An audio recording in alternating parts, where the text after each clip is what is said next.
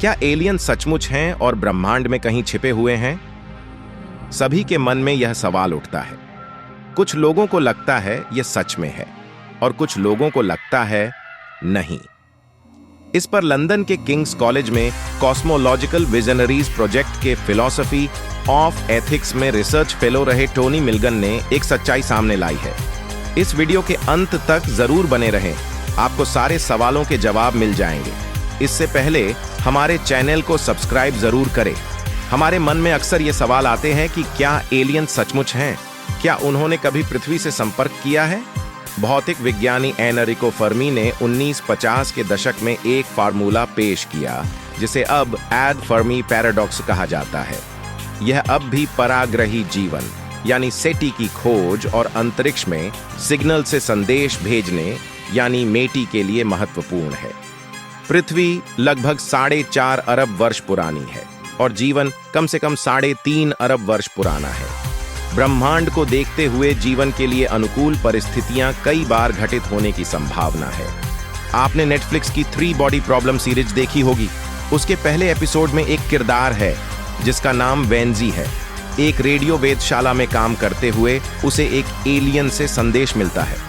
संदेश प्रेषक खुद को शांतिवादी बताते हुए जवाब न देने का आग्रह करता है और ऐसा न होने पर पृथ्वी पर हमले की चेतावनी भी देता है। या तो आगे की कहानी जानने के लिए हमें सीरीज के दूसरे सीजन तक इंतजार करना होगा या फिर सिक्सन ल्यू की श्रृंखला की दूसरी पुस्तक डार्क फॉरेस्ट को पढ़ा जा सकता है। किताब में कहा गया है कि ब्रह्मांड में पराग्रही जीवों या एलियन की कमी नहीं है और अपने अस्तित्व को बचाने के लिए खुद को छिपाते हुए वे सक्रिय हैं। इसमें कहा गया है कि तकनीकी प्रगति की अलग अलग दरें शक्ति के निरंतर संतुलन को असंभव बना देती है, जिससे सबसे तेजी से प्रगति करने वाली सभ्यताएं किसी और को मिटा देने की स्थिति में आ जाती हैं।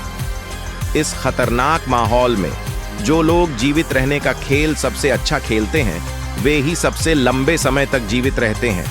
ये खेल हमारे आने से पहले से चल रहा था और जो रणनीति सभी ने सीखी है वह है छिपना। खेल को जानने वाला कोई भी व्यक्ति इतना मूर्ख नहीं होगा कि किसी से संपर्क करे या किसी संदेश का जवाब दे।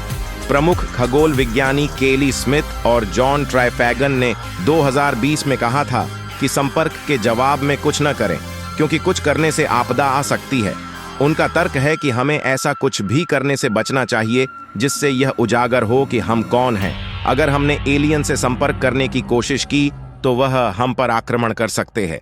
हमारे संदेश भेजने से उनको पृथ्वी का स्थान पता चल जाएगा। यह भी खतरनाक विचार है। यह सोवियत काल के अंतरिक्ष के बारे में बहुत सारे रूसी साहित्य की धारणाओं से अलग है, जिसमें कहा गया था कि उन्नत सभ्यताएं आवश्यक रूप से संघर्ष से आगे बढ़ी होंगी और इसीलिए एक मित्रतापूर्ण रवैया साझा करेंगी। लेकिन इसकी क्या गारंटी है कि एलियन हम पर हमला नहीं करेंगे? दिलचस्प बात यह है कि डार्विन के डार्क फॉरेस्ट सिद्धांत में अस्तित्व के लिए संघर्ष और इसमें विजेता के जीवित रहने की संभावना पर जोर है। अस्तित्व के लिए प्रतिस्पर्धा के बारे में चार्ल्स डार्विन का विवरण साक्ष्य आधारित है। इसके विपरीत हमारे पास विदेशी व्यवहार या अन्य सभ्यताओं के भीतर या उनके बीच प्रतिस्पर्धा के बारे में कोई सबूत नहीं है।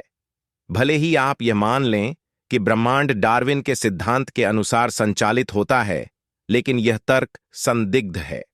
कोई भी वास्तविक जंगल अंधेरे जंगल यानी डार्क फॉरेस्ट जैसा नहीं है।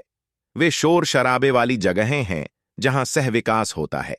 प्राणी एक साथ परस्पर निर्भरता के साथ विकसित होते हैं, अकेले नहीं।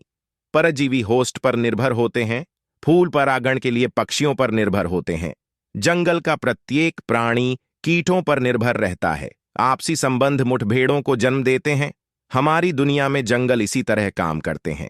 दिलचस्प बात यह है कि ल्यू इस परस्पर निर्भरता को डार्क फॉरेस्ट सिद्धांत के प्रतिरूप के रूप में स्वीकार करते हैं।